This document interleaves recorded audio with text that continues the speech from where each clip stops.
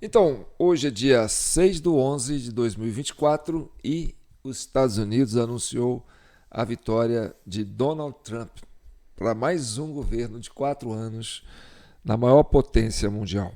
E aí eu pergunto para você que está aqui nos acompanhando. Antes de eu entrar no assunto, eu gostaria que você comentasse. Você achou a vitória do Trump bom, ruim, péssimo, ótimo ou excelente? É bom você comentar, eu preciso saber, né, o público que está envolvido aí nesse diálogo que a gente vai trazer aqui. Agora, o que eu quero chamar a atenção é o que pode vir a acontecer, né, com essa vitória acachapante de Donald Trump. Vamos interpretar isso dentro da ótica da Comissão Cidadã de Inquérito. Bem, o Trump ganhou no voto popular, o, ganhou no número de delegados, ganhou em todos os estados pêndulos, né? Ganhou na comunidade hispânica e ganhou duas vezes, porque a primeira eleição ele ganhou do Joe Biden, que no primeiro debate ele venceu e deu um nocaute no Joe Biden. Então, aí entrou a Câmara, né? No segundo round e foi para o embate com ele. Então, o, o Donald Trump ganhou em todas as frentes. Ganhou no Senado, tem maioria no Senado, tem maioria, né, no que seria a Câmara de Vereadores, Câmara de Deputados, tem maioria na Suprema Corte, tá certo? Ganhou no voto popular, que eu já falei, né, e ganhou da maioria dos delegados. Fez maioria de delegados e todos. Bem, então, o que isso quer dizer dentro da ótica aqui da Comissão Cidadã de Inquérito? Que a comunidade americana entendeu que as eleições de 2020 não foi legítima. Por quê? Eles devolveram para o Trump: olha, você não perdeu aquela eleição, então nós vamos te reconduzir lá de novo, porque esse pessoal dos democratas passaram a perna em vocês. Então, essa é a leitura que eu entendo que a comunidade americana, né, tem os democratas, lógico, e que queriam dar o golpe, né? Então, eles continuaram tentando dar o golpe, mas a maioria da comunidade americana avalizaram, né, que Trump estava certo quando ele disse que eles roubaram nas eleições de 2000 e... Então, nós vamos agora falar sobre essa questão, né, de 3 episódios marcantes de lá para cá sobre isso. Um foi o Capitólio, tá certo? Que o Capitólio também pode ser revisto, né? Aquela invasão do Capitólio, né? Porque os republicanos tiveram 4 anos para entender o que foi aquilo, entendeu? E aí eles podem revisar isso aí, porque agora eles têm Senado, eles têm Câmara, eles têm maioria né, na Suprema Corte, tem apoio popular, né? Porque ele ganhou no voto popular, e tem apoio dos delegados. E agora é o seguinte, a gente percebe aí, né, que esse consórcio de mídia está todo mundo assim, né, com ar de velórios, né, aquela ressaca, a turma está toda preocupada, o que pode acontecer e tal. Então, uma das coisas que eu acho que o governo Trump vai revisar é a questão do Capitólio, tá certo? Agora, uma coisa que eu acho que foi muito importante para a vitória de Donald Trump, que ajudou a dar uma guinada, e aí, meu amigo, muita gente não vai gostar do que eu vou falar aqui, né? Foi a presença de Bolsonaro nos Estados Unidos a partir, né, do final de 2022. Aquela passagem do Bolsonaro lá, encontrando com o Trump, né, e palestrando para os republicanos, aquilo começou a abrir a cabeça dos republicanos. Falaram, então o negócio é assim, né? essa turma dos democratas também estava lá no Brasil fazendo essas artimanhas. Foi assim que eles ferraram com o celular? Foi assim.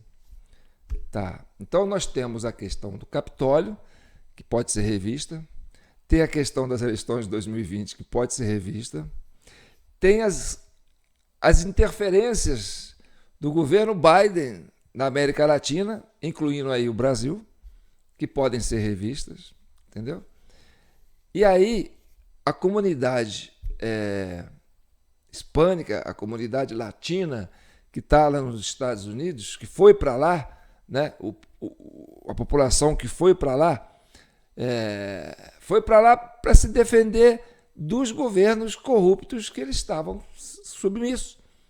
Os imigrantes que fugiram, né, da América Latina, da América do Sul, que foram pedir asilo e estão lá nos Estados Unidos, por quê? Porque fugiram desses governos autoritários, né, corruptos, governos que estavam destruindo a vida deles. Então, os Estados Unidos, a comunidade americana falou, olha, para nós aqui está sendo um desconforto e uma ameaça, né, de o quê? A gente tem que receber muitos refugiados. Por quê? Porque os governos latinos, talvez com o apoio dos democratas, né, não são sérios e os latinos estão pedindo asilo fora do Brasil. Quer dizer, fora de seus países e comprometendo a nossa infraestrutura aqui. Então nós precisamos fazer uma política para resolver essas questões nas Américas, entendeu? Para quê? Para resolver a questão da imigração.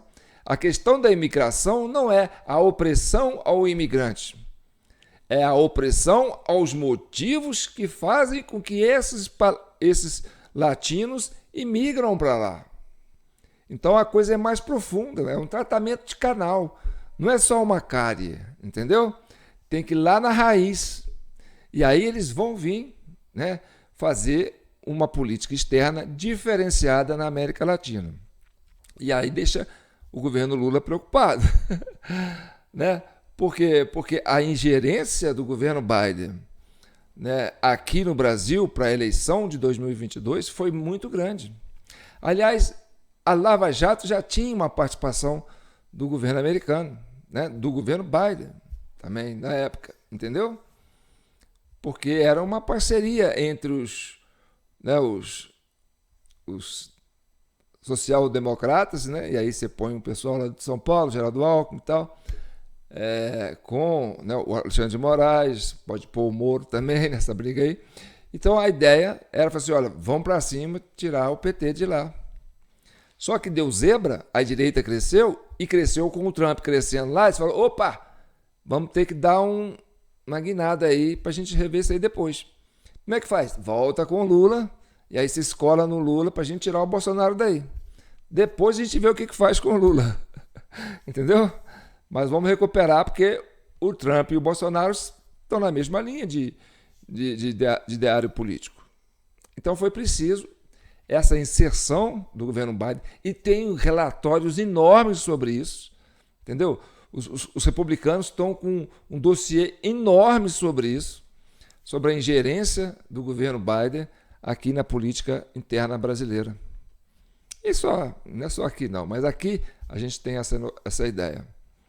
Então, essa pompa, né, que esse governo e a esquerda e esse consórcio de mídia, né, no Brasil se exaltou com tanta segurança de si, né, a ponto de considerar aquele episódio do 8 de janeiro, né, um atentado, como é que se chama? Tentativa de golpe, né? E sustentar essa narrativa aí durante tanto tempo. E isso também é outra coisa que vai ser revista. Pode ser revista dentro do plano, né, dos republicanos, que tem um vasto documentário sobre isso. E aí, o Maduro, reunindo com o Lula, né, assim que o Lula tomou posse aqui no Brasil, ensinou o Maduro, falou assim, você tem que construir uma narrativa, né, para você derrotar o seu inimigo e fazer com que ele, né, peça desculpa pelos estragos que ele fez. Bem, aí aconteceu aquela eleição nos Estados Unidos, né? Deu aquilo que deu, porque a turma lá já sabia, a oposição lá já conhecia o esquema, né, do Maduro, que é igual o esquema do Lula para ganhar aqui. E aí, depois que ganhou as eleições, né, com as atas todas reservadas, aliás, nós vamos voltar nesse assunto das atas aqui, né, dos nossos boletins de urna, o Maduro fez um 8 de janeiro aqui também, lá em Caracas, entendeu? Infiltrou a turma dele no meio daquela manifestação pacífica e começou a dizer que era a turma dos fascistas e botar fogo em um monte de coisa, quebrar um monte de coisa, né? E depois sair prendendo os inocentes. E a mesma coisa lá, a mesma coisa aqui. Então nós temos 3 episódios com o mesmo enredo, que é o Capitólio, o 8 de janeiro e o 29 de julho, né? 29 de julho, na Venezuela. E aí, isso é um imbróglio que está para ser resolvido aqui na América Latina. Tá certo? Então, os democratas, o Biden com seu governo, foi para cima do Trump, né? Depois daquela armação do Capitólio, que a gente entende que foi uma armação também. Para o quê? Para prender o líder lá, né? O Biden, o Trump. Então, o poder judiciário, que estava aparelhado também nessa época, lá com os democratas, né, fizeram de tudo para prender o Donald Trump, para tirar ele de circulação. Né? Porque o homem tinha muito voto. E, na verdade, ele tinha ganho aquela eleição. Então, era preciso tirar ele de circulação. Mas lá não tem justiça eleitoral. Lá é justiça comum. Esse negócio de justiça eleitoral é aqui, né, na Venezuela, esses países que a gente sabe, né, como é que o negócio está dominado. Bem, então não tinha como caçar os direitos políticos dele. Ele continuou com seus direitos políticos. A comunidade americana entendeu o processo todo, né, e voltou. Então, aquela participação daquela comitiva de brasileiros aqui, de patriotas, que foi lá fazer aquela live em frente o Capitólio lá, né, em frente a Casa Branca, no Capitólio, não sei, eu não lembro mais onde, depois vocês comentam aí, que fizeram aquela live lá para o Brasil ver e tal, né, e depois teve aquela audiência lá, né, que o pessoal apontou o dedo para o Alexandre de Moraes.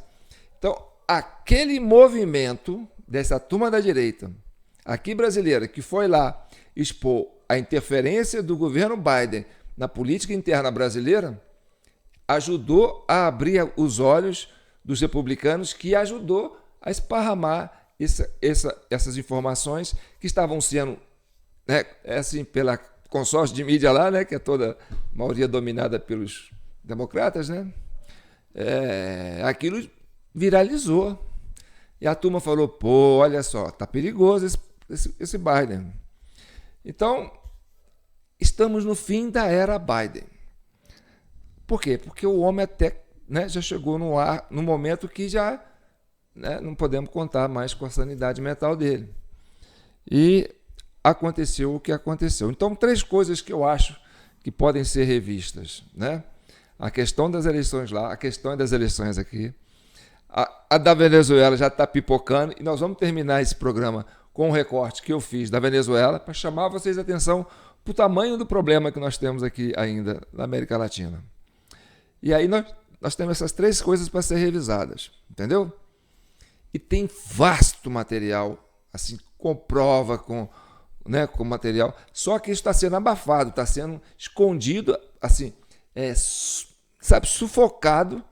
Por quê? Porque o homem quis colocar de qualquer jeito aqui, né, a esquerda de volta ao poder, que era onde o Biden tinha um canal de comunicação, que era né, aquilo que estava ligado ao Trump, e para eles era uma ameaça.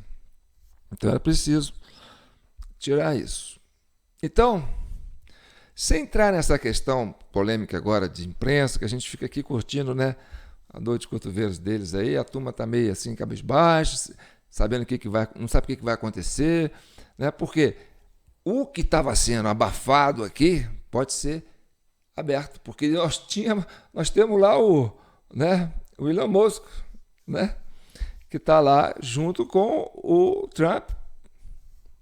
E é um homem forte do Trump, né? E quem apanha não esquece. Quem bate esquece, mas quem apanha não esquece. Então o Elon Musk deve estar pensando, né, como reagir. E ele conhece a realidade brasileira. Então, o que vem por aqui não é pouca coisa, né? Talvez seja uma coisa muito grande. E que desperta um certo medo, tá certo? Talvez, né, dessa turma opressora que oprimiu durante muito tempo, né, a opinião pública, com censura,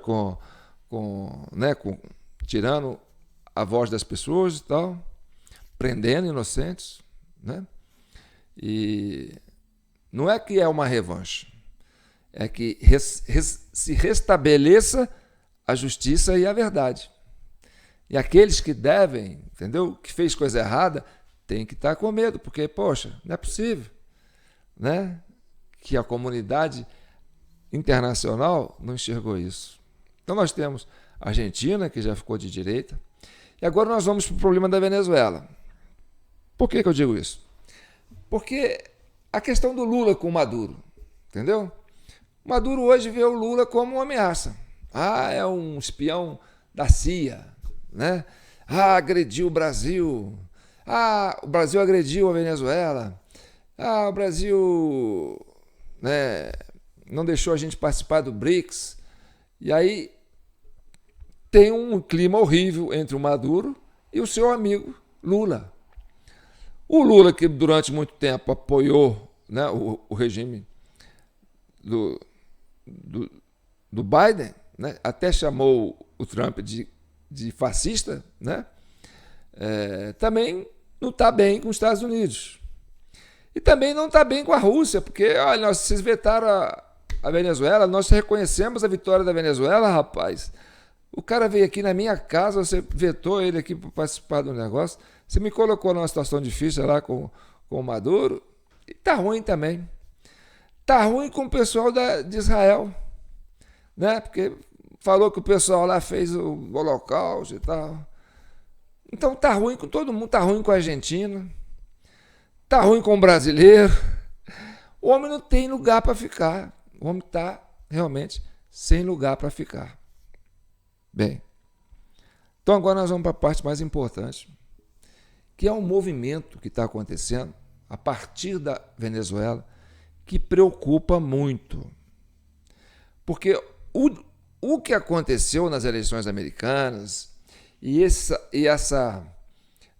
essa máquina política que o Joe Biden trouxe ao longo desse período, desde da era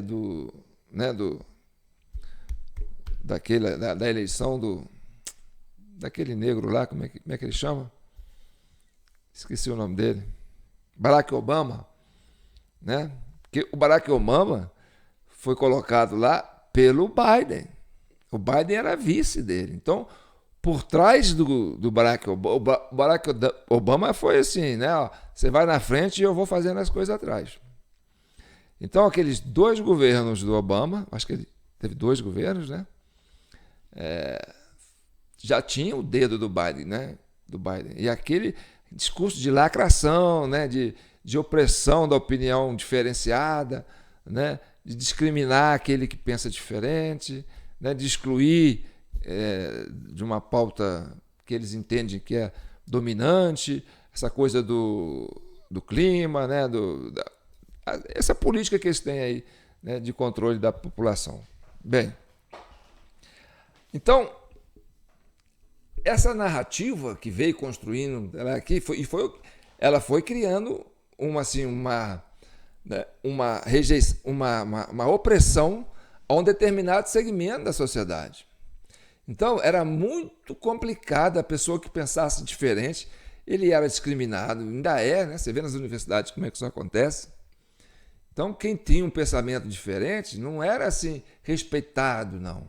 Era oprimido, ainda é, né? Eles ainda pensavam assim, né? A coisa da lacração né, a coisa de anular a pessoa, né, de cancelar a pessoa, esse cara aí não tá. Então, essa visão de ódio que partiu desses grupos da esquerda, porque era um ódio, sim, sabe? Olha, você pensa diferente, eu te odeio.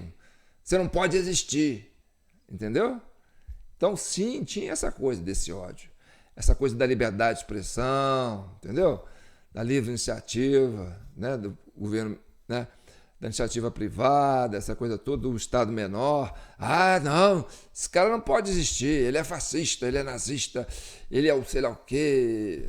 Não pode existir, não pode pensar. Se você não pode pensar, você não pode existir.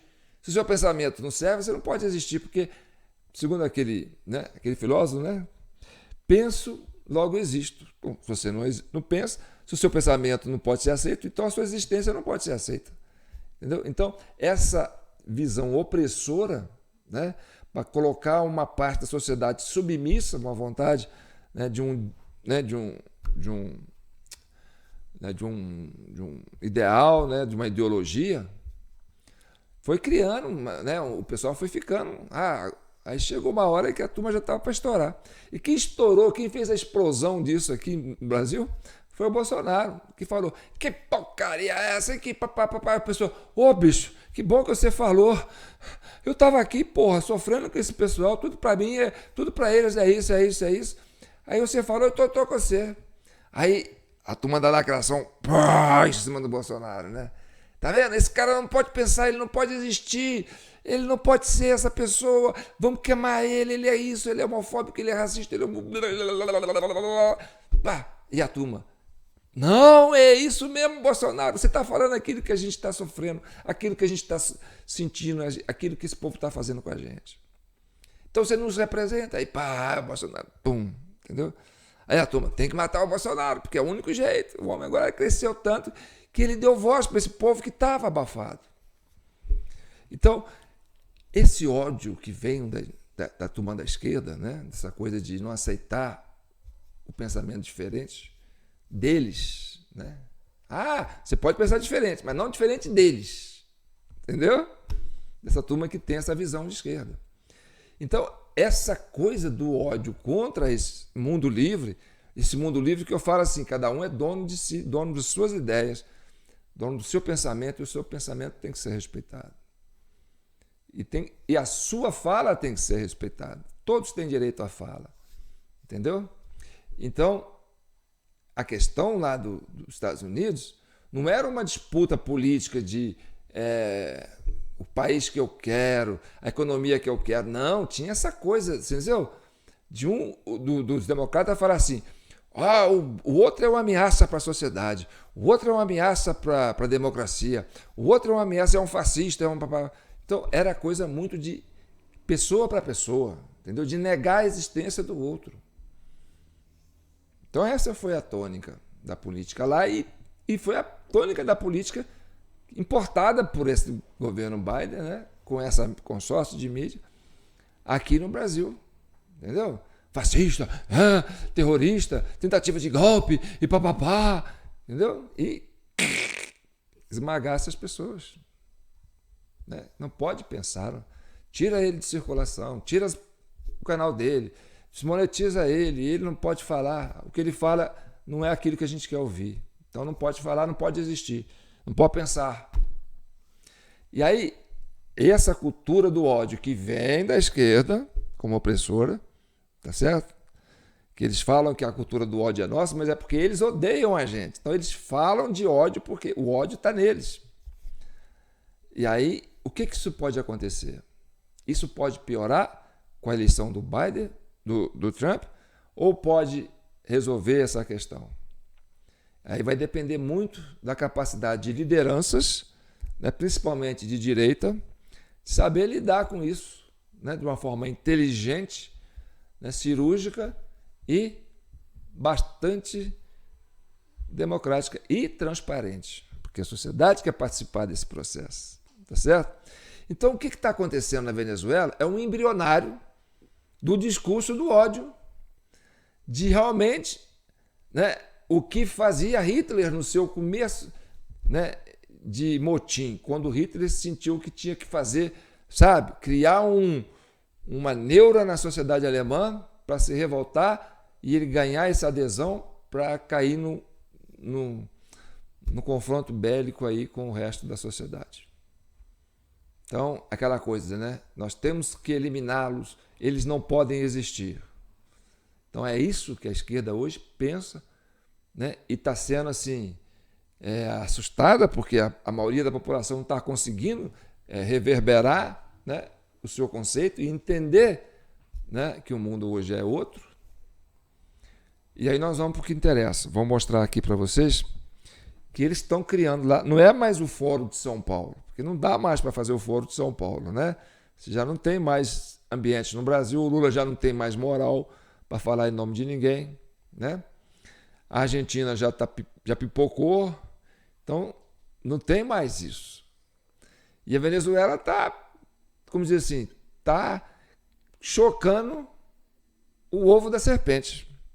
Está criou um fórum, não é mais o Fórum de São Paulo. Eles agora assumem o ódio com propriedade, porque agora eles estão vulneráveis com a cabeça de fora, né? Fala assim, ó, agora a gente está acuado, porque a turma descobriu, né, o nosso esquema e tal. Então, o ódio deles continua, aquela coisa do ressentimento, sabe? De que eles não podem existir, são pessoas más, são pessoas que têm uma ideia diferente de humanidade. Então tem que ir lutar, tem que acabar, tem que fazer né, tem que fazer a cabeça das pessoas para ficar livre dessas pessoas. E eles criaram, sabe o quê? O Fórum Mundial Antifascista. Escutem só. Congreso Mundial contra el fascismo, el neofascismo y expresiones similares con invitados de todos los continentes. Invitemos pensadores, intelectuales, artistas, líderes sociales, líderes políticos de África, Asia, Europa, Estados Unidos, América Latina, el Caribe, etcétera, etcétera. Vamos a ser aquí en Venezuela epicentro mundial de la lucha contra el fascismo, el gran Congreso Mundial contra el fascismo, neofascismo y expresiones similares. Presidente constitucional de la República Bolivariana de Venezuela, Nicolás Maduro Moros. Con música llanera comienza esta jornada de trabajo del presidente Nicolás Maduro, quien da cierre al foro parlamentario antifascista, donde están participando cerca de 300 congresantes. Vamos a escuchar palabras del presidente de la Asamblea Nacional de la República Bolivariana de Venezuela, doctor Jorge Rodríguez Gómez. Quiero, desde el fondo de nuestro corazón, de venezolanas y venezolanos, agradecer el intenso trabajo que en estos 2 días de encuentros, de reuniones, de talleres, de búsqueda de confluencias, de opiniones y de acciones han sostenido los delegados y las delegadas de los parlamentos de más de 60 países del mundo que se encuentran hoy aquí. Aquí en nuestro país, queridos hermanos y hermanas, cuando decimos que le metimos un freno al fascismo el 28 de julio, reivindicamos esa gran victoria, porque no fue fácil, no ha sido fácil. No ha sido fácil. No ha sido fácil. Y nosotros hemos contado con el apoyo de los pueblos libres del mundo. Y hemos contado con el apoyo de gobiernos amigos que saben lo que ocurrió verdaderamente en Venezuela y saben perfectamente lo que querían hacer con Venezuela. Mañana hay elecciones, mañana es 5, ¿verdad? Mañana hay elecciones. ¿Qué irá a pasar en Estados Unidos? ¿Irán a presentar las actas que reclaman aquí? ¿Ah? ¿Es democracia eso que tienen en Estados Unidos? Hay un gran peligro de una guerra civil en los Estados Unidos. Porque quien gane no va a reconocer la victoria del otro. Ele quebrou a cara, né? com aquela eleição massacrante, não tinha outra alternativa, né, para os democratas do que reconhecer. Então, o que ele falou, uma guerra civil lá nos Estados Unidos, não creio que chegue a tanto. Não creio que chegue a tanto. Porque foi uma vitória esmagadora, né? Então, o país não está dividido como eles falaram que estava. Entendeu? Essa ideia de que um país dividido, uma eleição acirrada, isso aí é a narrativa da turma aí do consórcio dos democratas. Como você viu, né, o Biden, o Trump venceu, né, em ampla maioria, e nos estados onde os democratas venceram, também não foi de lavada, não, foi encostado. Então tem muita gente naqueles estados, porque se você venceu de 51, se fosse 100 eleitores, 51, né, você ganhou um eleitor a mais, aquele estado vira todo democrata. Então, mesmo que seja meio a meio, mas tem um a mais, aí ele virou democrata, entendeu? Não quer dizer que ele é todo democrata. Também, assim como o outro não é todo. Tá? Então, o que ficou claro é que o povo americano está com o Trump. Elegeu o Senado, elegeu a Câmara dos Deputados, maioria nos dois, maioria na Suprema Corte. Ou seja, nós estamos te dando carta branca para você governar, porque você é o nosso cara. Então, a comunidade americana entendeu isso. Então, esse recado chegou bem em cima aqui. Aqui fica, o Brasil está dividido entre Lula e Bolsonaro. Não. Bolsonaro, Lula lá embaixo. Está dividido, não. Está dividido no conceito de mídia deles, né? Assim como eles fizeram lá na Europa, nos Estados Unidos. Bem, então, tá vendo de onde está nascendo o problema? Agora, eu acredito que Maduro não fique, sabe? Eu acho que isso aí é um desespero de causa. Talvez seja o último grito, né, dos moicanos aí, né? Porque ele ainda é o presidente constitucional da Venezuela. Isso aí é por lei, entendeu? Ele perdeu a eleição? Perdeu. Ele tem que deixar o cargo? Não. Ele continua presidente. Até dia 10 de janeiro ele é presidente constitucional, conforme manda a lei. Depois do dia 10 de janeiro, a coisa muda de figura. Aí a turma vai para cima dele. E quem vai para cima dele são os próprios venezuelanos. 70%, cara. Uma eleição que todo mundo conseguiu vigiar as atas de cada sessão, reunir isso. Quer dizer, o povo venezuelano se armou para pegar ele. Então, eu não vou tirar você um dia antes, porque você vai falar que é golpe. Tirou o presidente constitucionalmente eleito no cargo. Ele ainda tinha um dia para governar. Então, você governa até o final do seu dia. Até aí você é presidente. A partir do dia 10, vamos dar de novo o poder para quem ganhou a eleição? Não vai ser o outro. Não? Então, pera aí. Vamos conversar. Entendeu? Então, agora eu espero que vocês comentem bastante esse comentário. Nosso comentário a gente volta de novo nas próximas para continuar com nossas auditorias aqui, que não acabaram, não. Tem muita coisa para fazer, tá certo? E aí eu conto com o apoio de vocês, né, da comissão. Já estou recebendo algumas coisas interessantes aqui, né, e a gente volta a falar nisso. Então, não abandone a CCI numa hora tão importante que a gente está querendo pacificar o país, né, chegando à verdade. Nós vamos resolver isso na paz, tá certo? Não vamos fazer igual o Maduro, não. Porque, gente, um Fórum Mundial antifascista, ou seja, ele entende que esse pessoal que pensa diferente, que quer um mundo livre, quer viver no mundo livre, quer que a democracia seja estabelecida, né, que respeite a vontade soberana da maioria, esse povo, para eles, é o fascista. Assim como aqui no Brasil também. Entendeu? É a mesma turma. Nós que pensamos diferente, que pensamos com a nossa cabeça, né, que entendemos que tem que se respeitar a vontade da maioria, somos fascistas. Então, um fórum mundial antifascista, gente, é o quê? Eles não são a favor de nada, eles não têm um projeto a favor de uma causa, eles têm um projeto contra uma fração da sociedade. Isso é coisa do Hitler. Foi assim que o Hitler começou o processo dele de expansão.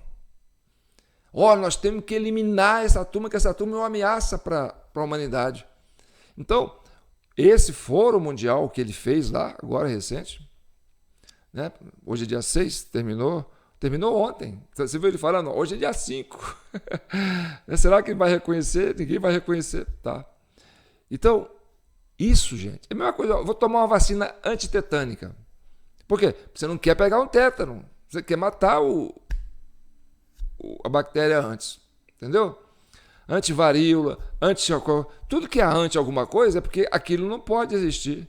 Então você criar um fórum, criar um trabalho de estudo antifascista, quer dizer, anti um grupo de pessoas, é o nazismo puro. É o ovo da serpente sendo chocado aqui no nosso vizinho.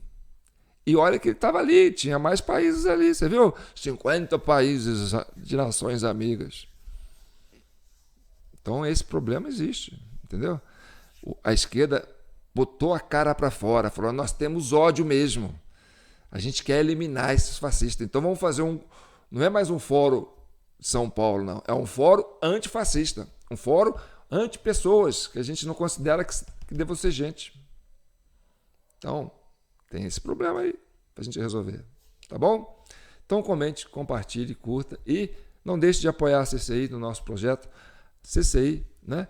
Comissão Cidadã de Inquérito. Esse é o vídeo 418 e eu sou João Paulo Guimarães, falando direto de São João del Rei, a capital brasileira da liberdade. Aqui é Minas e Minas é um estado de espírito.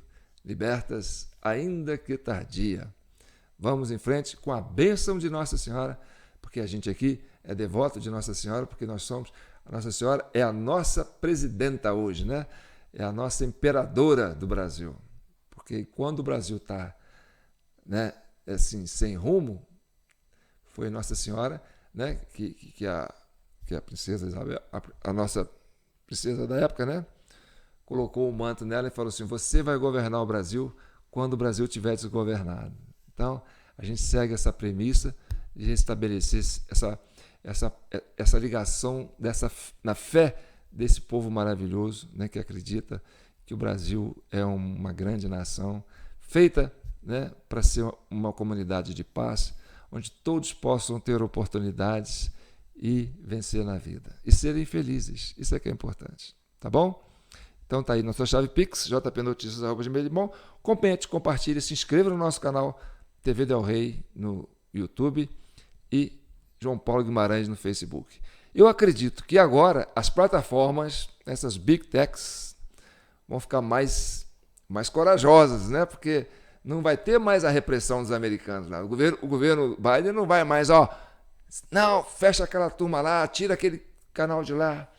Vai dar mais trabalho para o Alexandre de Moraes agora. Porque a turma lá passou o recado. E aí pode vir muita coisa que estava escondida à tona, né? Pois é, como dizem os mineiros, né? Tinha um são joanense que falava assim, política é igual nuvem. Cada hora que você olha, tá de um jeito. Então tá bom. Um abraço.